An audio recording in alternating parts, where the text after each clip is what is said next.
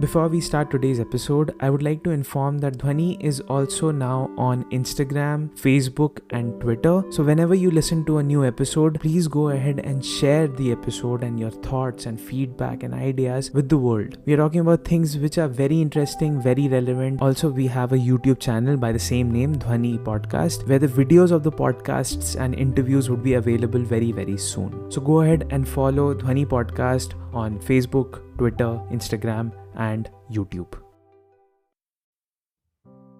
16th October is recognized as DLD Awareness Day. In a typical classroom, every 2 children are affected by DLD. You don't know what DLD is, right? I also didn't know. Well, it is a condition which happens to be more common than autism. And music plays an important role in this. So stay tuned to find out what DLD is and how music is connected to it. My name is Parth and you're listening to Dhvani.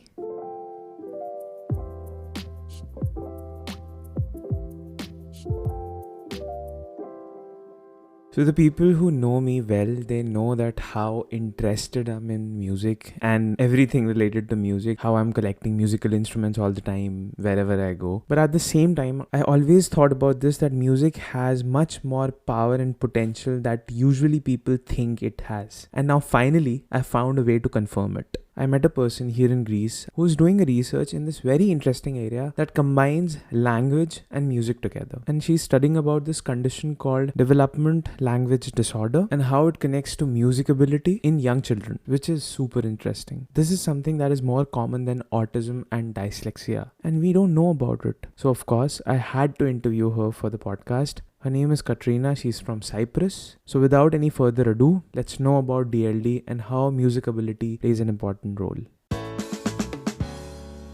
So I studied linguistics in my undergrad degree. I love language and languages and funny language puns. And I got to love language acquisition, which is the study of how children acquire language.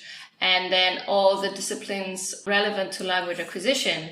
And then I got into language disorders. And I thought that was really fascinating of how something can go wrong, either acquired or developmental, and you get difficulties with communicating essentially.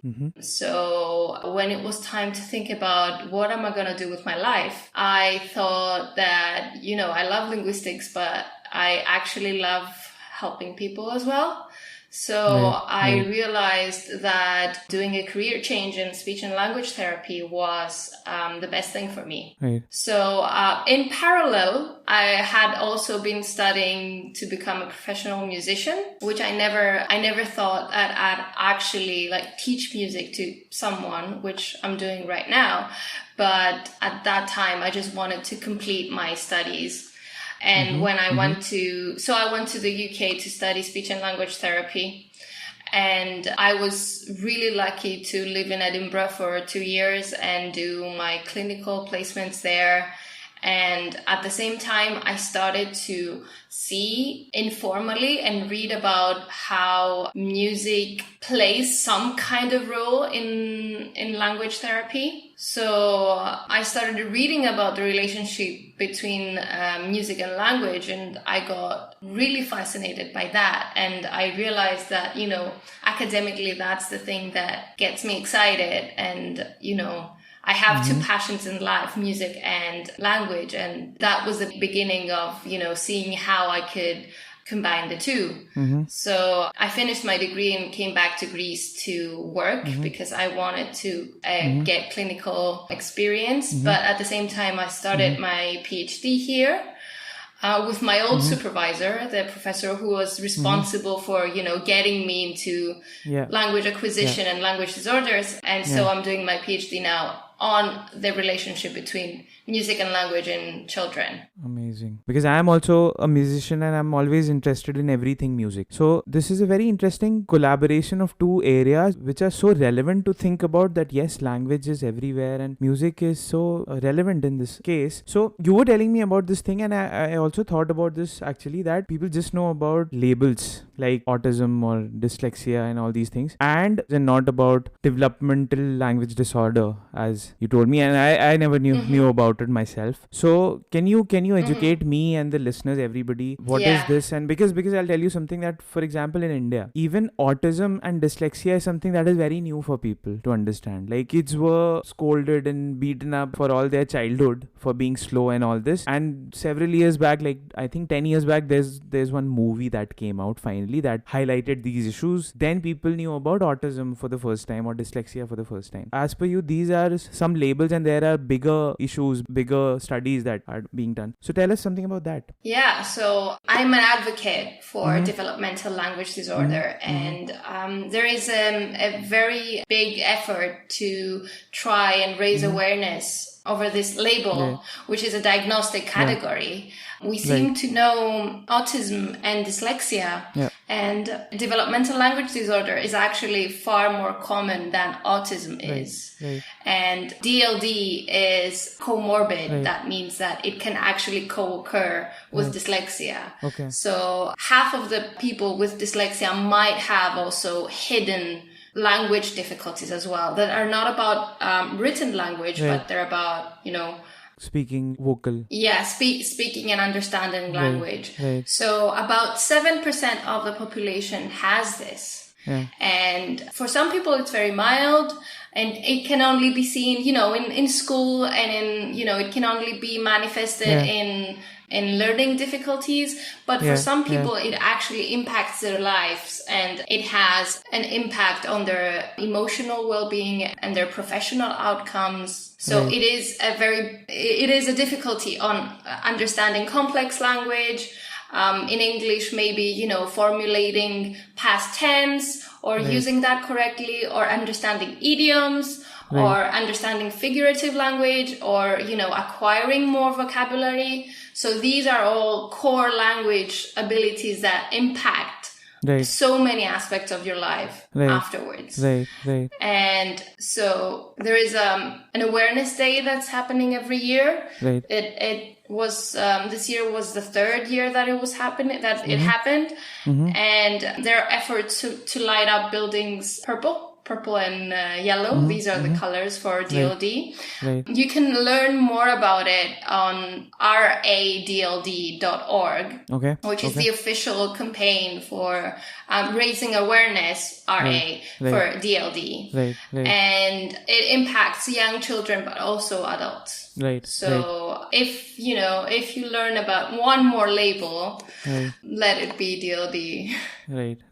Absolutely. So what age group are the children that you study or work with, or how does it go? Yeah, so I was supposed to see children for my PhD. I was supposed to see children with DLD aged between 5.5 and 6.5, so quite young.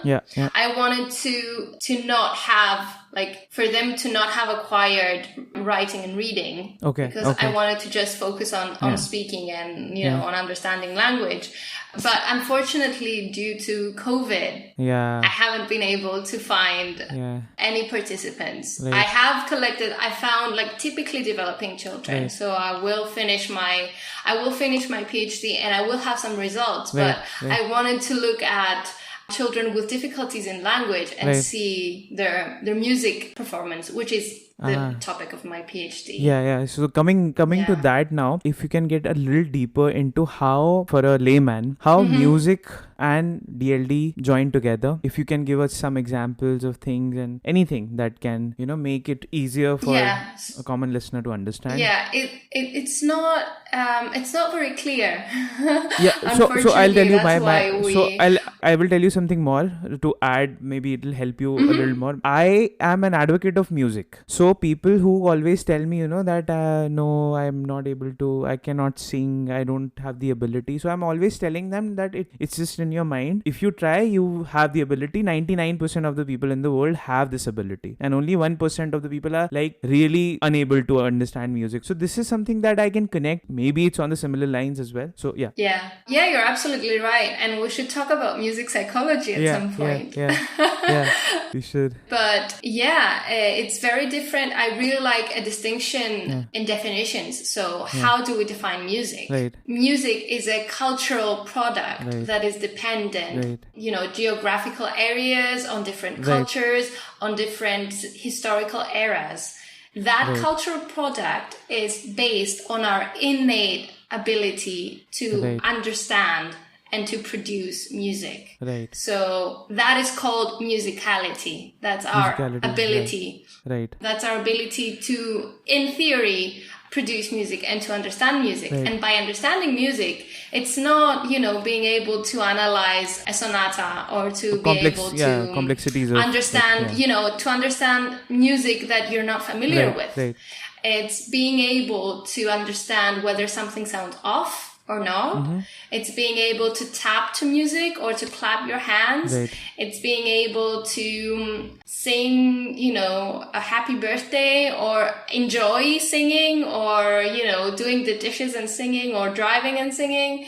It's not about being a professional musician. It's about being a part of a community that experiences music together. Right. Well, I used to, before COVID, I used to love going to see live music and just see people's reactions to music. You're actually collaboratively making music at that time. That's true. Because if the musician is not, is not getting that energy from you, then, their performance is different. Exactly. Yeah, we should talk about psychology of music. Definitely. But this also...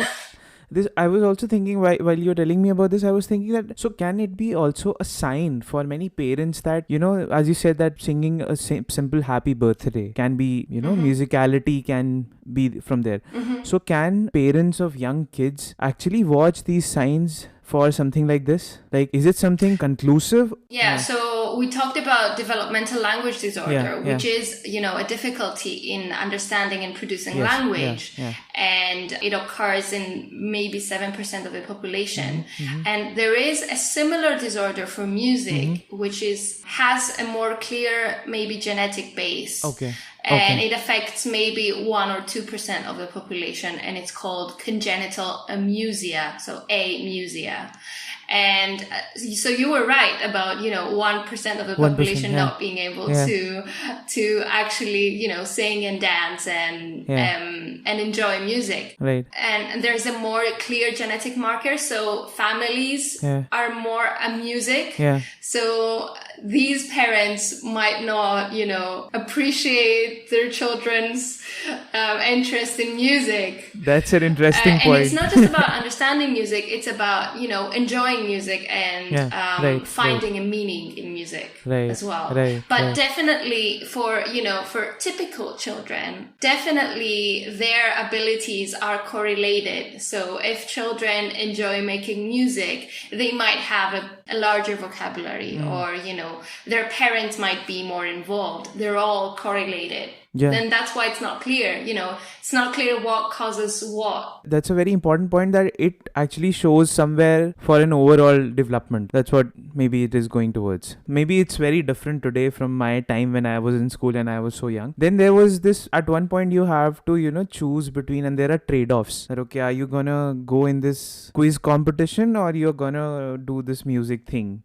Choose, and that's how your career is gonna get defined from this point on. This is a big problem in especially in India, I would say, at that point. So you would always have to give up music to do something more academically sound or something like that. But it's not true, right? Everything is important. Yeah, and it's important either because it actually somehow gives you there are a lot of studies going on right now trying to investigate whether musicians are better in other skills as well, just because they are training in something for a very long time and it somehow transfers into other skills.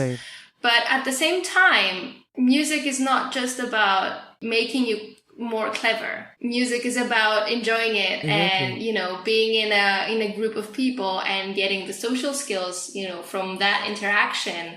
And so in essence, what I'm doing is that, trying to see whether language abilities and music abilities correlate. So that I can give something, to scientific knowledge about these two being intertwined, and that maybe if you work on the one, the other gets improved as well. But at the same time, music is fun. It's much more fun than. I think we also have a bias towards it. Like, I won't ever get bored of convincing people that how fun and how serious it can be at the same time. It's an amazing thing. I think I can get high through music. No drug can work how music can work for me.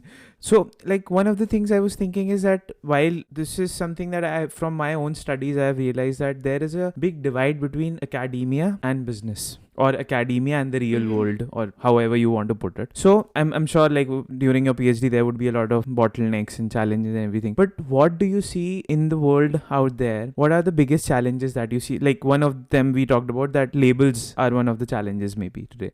Are there any other things that come to your mind? Yeah, I mean, when you're doing science and when you're actually, like, when your goal for the next 4 or 5 years is to contribute to knowledge, then when you have to argue that this is going to be, relevant for this industry, or, how can I sell this ability? Exactly. It's, it's a bit, or also, I mean, in Greece, I have a scholarship, but people doing their PhDs are not being paid to do it. Right. So it's, how do we appreciate people going into that path? And if they're not appreciated, then, we should know it beforehand. That's true. That you're going to go, but, there are going to be these issues. Right. And also, it's very difficult to stay in academia. I don't know if I'm going to stay in academia. I'm lucky enough to have a clinical degree, so I can always go back to that and I can enjoy that. Yeah.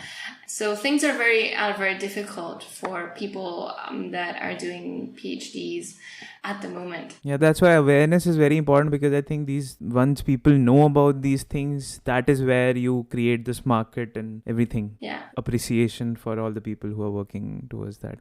Maybe some opportunities that non-academicians can think of, let's say. So what happened is that I have my piano degree, which I never did anything with it, but now that I have a clinical degree as well, I've ended up, having a small set of students with learning difficulties who want to learn the piano. So I'm actually combining, my clinical background with children, teenagers who want to learn music. So I never thought I'd be doing that. Yeah. But it turns out that, I tried to bring together language and music, but, music and language, or music and therapy, speech and language therapy, were combined in a way that I didn't pursue. Yeah, but dots connected somehow today. Yeah. That's a beautiful thing, actually. Coming back to your question about academia and the industry.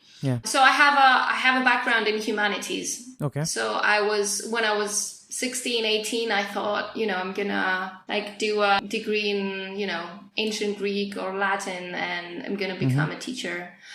So that obviously didn't happen. But when you have that background, it's very difficult to gain skills that are basic for, people that are in the hard sciences, like programming and having a good grasp of statistics. Yeah. So that is, very difficult to acquire on your own. Right. Basically, your mentality is not helping you because you think, I can't possibly do science. But also, there aren't many opportunities to train early career researchers into, the most advanced methods in statistics or programming. Right. So there are good things happening because there are NGOs like the Open Knowledge Foundation, which is an NGO that its goal is to educate people on open science. Yeah. So how we can promote doing science in a transparent way that that enables collaboration between scientists. And that is also, good for the industry as well, because when more people work together, then, knowledge advances quicker. Right. So that is also better for the industry. But, there is the Open Knowledge Foundation that has a fellowship program that trains early career researchers for, trains them and gives them the skills necessary. So I'm very lucky to, do that as well this year. Awesome. And to talk about open science and, how we need to be more rigorous when we are designing studies, when we're collecting our data, because we could actually try and reproduce that experiment and it might not work because something in our process is not right. And this happens all the time. It happens in psychology. It happens also with, COVID right now.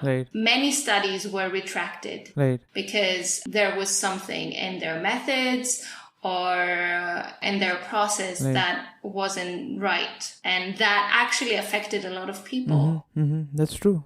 Like, we are dealing with that right now. Yes. Also, I stumbled upon something like called Musicians Without Borders. Something like Doctors Without Borders, Musicians Without Borders. They also try to do a lot of things on the similar lines what you've been talking about. I just wanted to tell you that what you just mentioned about Musicians Without Borders is, it's called community music. It's about, having a group of musicians or just a musician in a community and trying to build on those bonds or try to expand those bonds of the community. And there are many, many organizations that work on that.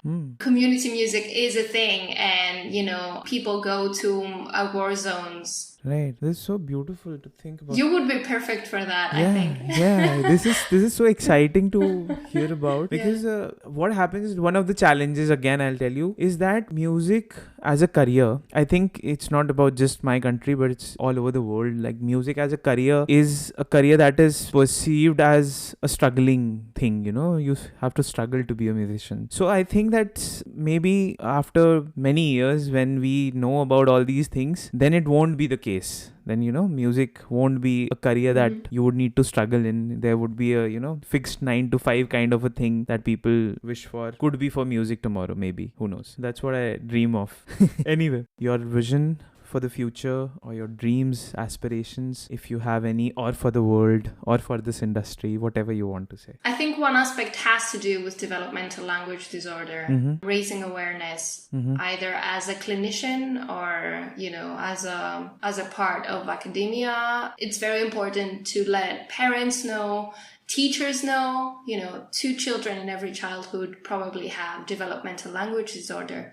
So it's very important for, not just for academics or for, clinicians, but for people who interact with children every day, to know that their difficulties might not be, boredom, or, they might not just be cheeky, or, they might have actual difficulties with, understanding what's happening. So I think one of my aspirations is that, to do what I can in the Greek context, or, internationally. Talking to you right now is international. So that is one aspect. The other is either through, research. So I want to basically do meaningful things. If my research is meaningful and, has an impact, or I advocate for that impact. It's basically it. I don't think I can imagine my life without, doing something meaningful. That's amazing. That's I can relate to it. But the only thing is that there are so many other factors that often play in your life that you have to choose things. But that's a conscious decision, Exactly. It's accepting who you are at the moment. Exactly. I always think that I believe more in choices than in destiny that way. That we have the choice always. Building upon that, if people have to talk to you about this area, or if they want to contact you, can they do that? Yeah, I'm on Twitter, so you can tweet me. And I'll have my personal website as well. Okay. I posted. I'll give you my website, and people can contact me there. Cool. And also, all the other links about DLD and all the other cool facts we talked about. Yeah, we will be putting them in the show notes. Thank you for talking to me. It's amazing to learn about this area that is so common, but we don't know about it. So thank you for educating us and all the listeners. Thank you. Well, thank you for having me.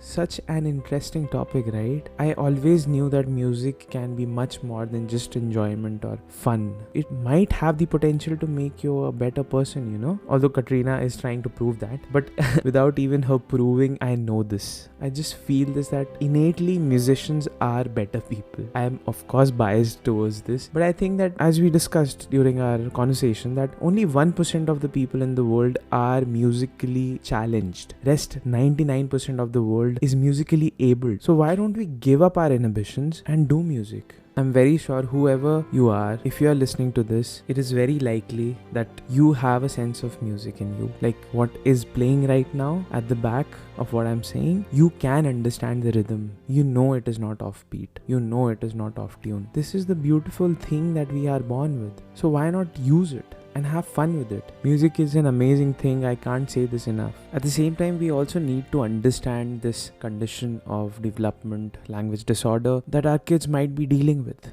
It's so nice that people like Katerina are working towards this area and making us aware about this. More power to her.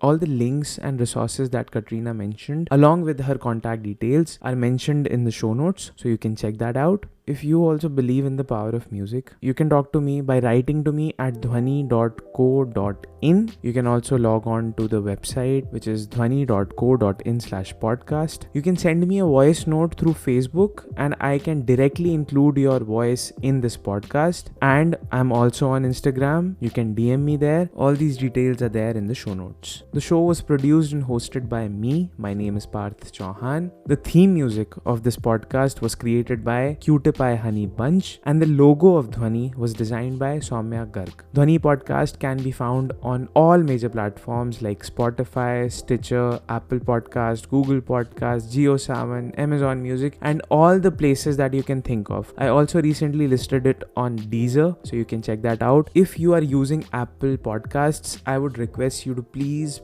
rate and review this podcast. It would really help me out. If you like what you hear, you can support me by buying me a coffee. Link for that is also in the show notes. Thank you for being a patient listener, a creative listener, and an amazing listener. I'm very thankful to you all for being so supportive. Till the next time, please take care of yourself. Do music. See you in the next one. Bye.